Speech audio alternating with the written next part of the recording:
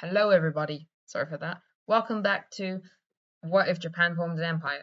We are on part 2. This should be another premiere. You're going to see this soon. And let's continue where we left off. So, Japan had invaded the Koreas, who united. They nuked themselves because Japan bombed them.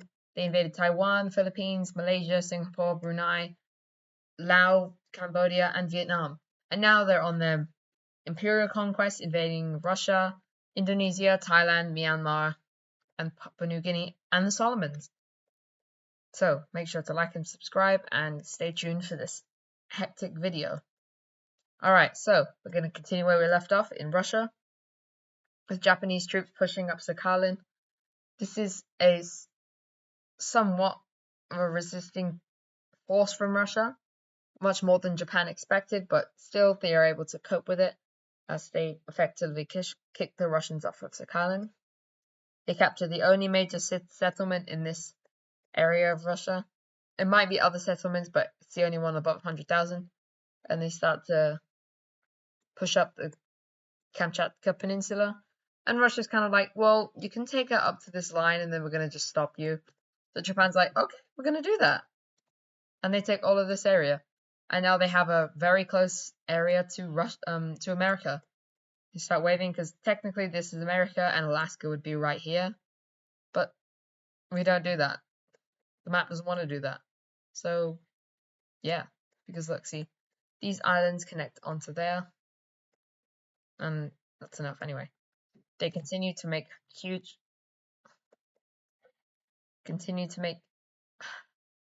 invade Indonesia here. They start to invade Australia. She's going to move the capital to, no, going to keep it in Canberra. New Zealand's going to just move it to the South Island because, you know, it's closer, farther away. And then these guys are just going to keep it the same. So, yeah. It's a bit late for Indonesia to move the capital because it's right in the fire of the Japanese here. So now they're going to just have to keep it in Jakarta.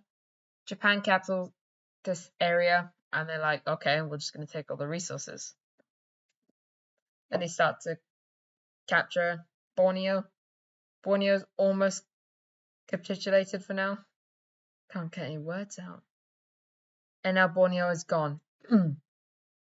Now they keep pushing down into Sulawesi, cutting the island into two, capturing the east part, and they get a much more bloody resistance in the west. With Indonesia even making a couple pushbacks, and even recapturing the east part of the island. Start to push them back up. The Japanese are able to get their act together just before they lose the whole island. However, Japan has much more success in Papua New Guinea as there's really not a lot of people in this area. So they're able to swiftly march through without everybody really knowing who they are, because there's a lot of tribes in Papua New Guinea. Start to completely bash up Papua New Guinea. And by the time they start to get their army together, it's too late. And Australian forces aren't able to save it. However, they do manage to hold on to a little bit of the south over here to keep at least a foothold in the island. Japan sweeps through the Pacific, absolutely destroying all these islands. They don't exist anymore.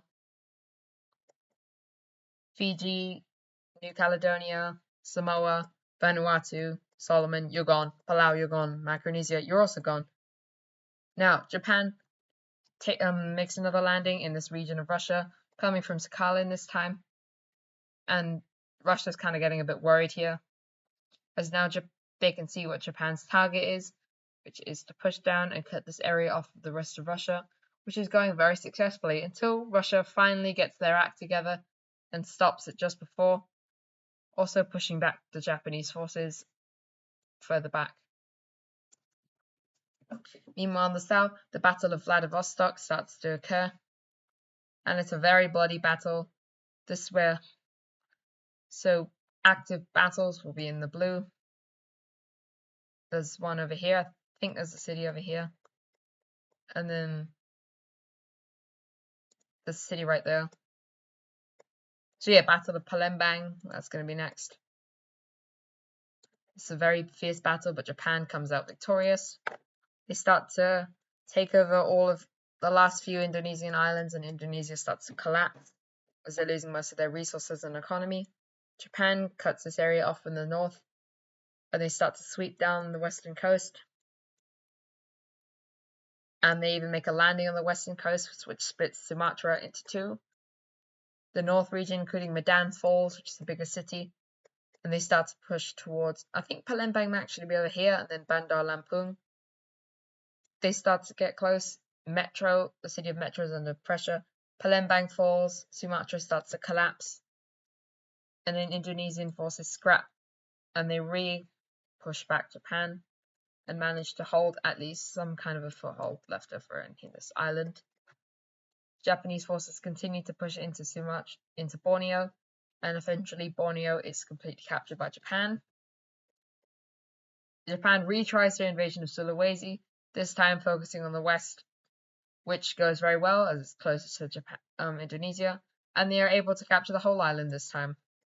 Now, Japanese forces completely take over eastern Indonesia, start landing in Nusa Tenggara, capture East Timor, and they start an island hopping campaign to reach Bali and Java. They kick the Australians out of Papua New Guinea, and so far this is not going very well for everybody. Vladivostok falls. The Russians lose this part, which has got a lot of ports and vital resources, and no more. Russia's kind of like, okay, alright, I actually need to defend this now. I need to lock in. But it's too late, as Japan has had a mostly free and fun time to just run around loads of snowy areas in Russia without really any resistance except a couple bears and some tribal peoples. However, Russia does get its act together, and along with using Chinese areas, they are able to create a big long wall that stretches all the way along over here. And this is why it's so straight. Japan's like, okay, I've got a lot of land, I can get loads of resources and a lot of oil. I'm okay for now. But now the Indonesian attempt to try and hold back the Japanese has greatly failed. And don't get me wrong, Indonesia is a very strong country, but if you're fighting against Japan that has a population, I think now of roughly 400 million, with one of the strongest militaries in the world, the best economy, top 3 best economies, lots of products, you're not going to be able to survive. They also have 70 nukes now. That's kind of scary. It's going up every minute. Now, they get really close to Jakarta, and the Indonesians hold a very strong defensive line. But now the Japanese start to push in from the west, and Australia, as well as volunteers from the UN and the rest of the world, start to send as many troops and supplies to Java as they can, which effectively allows Indonesia to hold and survive for a little bit longer, even pushing back the Japanese in a couple of the islands, but that's as much as they can push back. Australian troops and supplies are heading from Darwin over here and from Perth and the west coast of Australia, going along like that. This, as well as food, army supplies, and weapons, are helping keep Indonesia alive here. So they're doing a good job. And Japan's like, okay, Australia, you're really annoying me now. You've got a lot of resources, not a lot of people, got a lot of guns that you don't need. So we need to get you out of the war. So Japan starts building loads of ships, starts sending them down their area, puts them in Port Moresby and some of these islands, developing loads of ports and military bases in the Indonesian islands, and starts sending them a couple from New Caledonia. Port Moresby sends some troops. East Timor sends some troops. And now Australia sees this and they're like, oh god, oh no, please don't, please Japan. And then Australia has officially been invaded for the first time since the UK. Now, Japanese troops start landing in the north of the country where there's not that many people, and the Australian invasion we're going to cover really greatly here. I think the city of Darwin is right there. If so, it's the Battle of Darwin takes place. Brisbane is over here as well, so that's a big battle. Gold Coast is a bit further down, but still another big city. Sydney, very big city, bigger than Canberra. Melbourne, Adelaide, Perth, and they got Alice Springs, which has been turned into a military base now. Wollongong, whatever. Couple more. And then New Zealand has obviously got Auckland, which is over there, Wellington, and a couple more cities. But yeah, so now, the invasion of Australia. So to greatly tell you, because I am from the UK, of course, and people, unless you're really from anywhere near Australia or even from Australia, you won't really understand how big Australia is, because everybody thinks Australia is not actually that big. But if you compare the UK, which is, we'll say, that big, the UK would look like this in Australia. Really does not take up a lot of space. And then you think the UK is big, but Australia is massive. And this whole region basically is the outback. It's ginormous. It's a massive desert, really dry. Less than 100,000 people probably live in there. Kind of like the Australian version of the Sahara Desert, but with no rivers or anything, and no trade routes, because, well, it's Australia. So now, invasion occurs. Japan captures this major city, and they start to really push into Australia here. Australia is struggling because they only have 30 million people compared to Japan's 4, and Japan is really trying to get Australia out of the war here because they are supplying Indonesia. And then this invasion is also not only, even though it is straining into Japan's army, which is already in 3 different countries here, it is greatly reducing the amount of effort and fight back that Indonesia has, which now also helps out the Indonesian army, which also does not help the Indonesian army. So they get completely kicked out Sumatra and Bali, and they start landing in Java, which has 200 million people, or 150. Jakarta falls, and Indonesia is finally out of the war. Australia is like, no, I was so close. I almost helped them. And now Japan can finally focus all of its Southeast Asian troops into Australia, which I'd say is probably 5 million, because they're probably going to do a lot of conscription. And for Russia, they probably got 6 mil, because they know Russia's not very good. Quite strong. And they've probably got another 7 mil defending their territories next to China, because they know. And maybe 1 mil in Japan and Taiwan and the Philippines to defend against America. So they got a lot of troops here. And they know that. Australia's probably only got 500,000 army, and that's the most they could possibly get. So the sheer amount of army, as also they're trained very well to Japanese standards, so this is not gonna go great for Australia. And they start to push back. Huge forces start to hit into Australia, and Australia just cannot hold back. They are able to hold strategic key points such as Brisbane, very vital city, but overall Australia is starting to collapse. And then New Zealand's like, oh no, please no. And then Japan lands in New Zealand, and they don't really have a chance. Which is like, Australia's like, oh come on New Zealand, you couldn't even do that. So now the army and the navy in New Zealand starts to build up. It takes a month or 2, and then they send a massive boat over to Tasmania, which further then puts Australia in a bad situation. Battle of Tasmania is gone. And then meanwhile, while this all is happening, America, with certain military bases and also their allies across the world, are flying in tons and tons of army weapons into Australia here, which is helping them arm their population and make the Japanese invasion a bit more difficult. But now, from Tasmania, Australia thinks they're going to go to Melbourne, so they fortify Melbourne a lot. But the Japanese do something really weird and really sneaky, and they send their boats over to Adelaide instead. And then Australia's like, oh, we did not prepare for this. And they land in Adelaide, and the city falls pretty quickly. And this allows for a huge advance into the south. And then Melbourne starts to collapse and is encircled. And the Battle of Melbourne, the biggest battle of the war so far, if you're not including Brisbane, because that's a really big one, and Palembang, and also Seoul.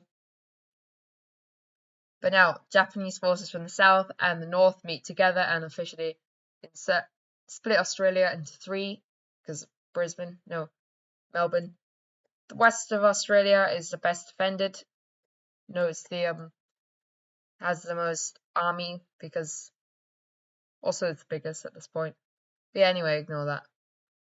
Japanese forces start to completely push in and get really close to Perth. The Battle of Perth starts to begin as they get near some of the suburb cities of Newcastle. They start to push into East Australia. Brisbane falls, Canberra falls, Sydney falls, Melbourne falls, and now Perth is the last part of Australia to survive. Massive battle here. All the Australian forces are here, and then they fall. And the world is just in awe. And they're like, okay, Japan needs to be stopped. It's really bad. And now Russia's like, oh no, please no. Because now Japan has officially finished with all of their troops down here. So they don't need them anymore. So they send all of their 6 million troops down here to Russia. And that wall that was so great before, quote from Trump there, is now going to get just completely blitzed. Massive bombings from Japan, breaks down the army over here. And they start to just completely sweep into Russia, capture loads of these northern areas. They see some weird things going on in the Arctic from Russia. Explain that, Putin. Anyway, push in into the Siberian area, and they start to go into the Buryatia, and they capture some major cities over here. And they get really close, and they start to... They also now have the east coast of the Lake Baikal, and then China and the coalition are like, all right, enough is enough. And they join the war. And Japan's like, I kind of saw it coming, but then I also didn't see it coming, so like, I know. But then Chinese forces start to push in to this area of Japan, and they help out Russia here. They also try and push in and reclaim some of Myanmar, but this is very difficult as Japan already had defenses down here because they knew China would invade at some point. They didn't know when, but this helped them greatly. They also start to very, very, very slowly invading to North Korea. And the areas that they do invade, the people do welcome them with open arms. And eventually, though, the Japanese are like, nope, okay, not going any further than that. And they start to completely push back the Chinese. And remember, I don't think I've said it yet, but the Japanese are greatly buffed. So they absolutely start to push into China, and China was not expecting this much strength. They push into Bangladesh and East India. Bangladesh falls. They capture some of the Andaman and Nicobar Islands. Huge, massive naval battle occurs over here and over here between Japan and China, and mainly Japan and America. Japan puts loads of defenses on all these islands, put loads of armies in the water to not let America break through this massive ocean wall sort of thing that they have, so they can't supply China and attack direct Japanese land. And the land forces of Japan are assigned one thing, which is to get China out of the war as quickly as possible, which happens in the third part.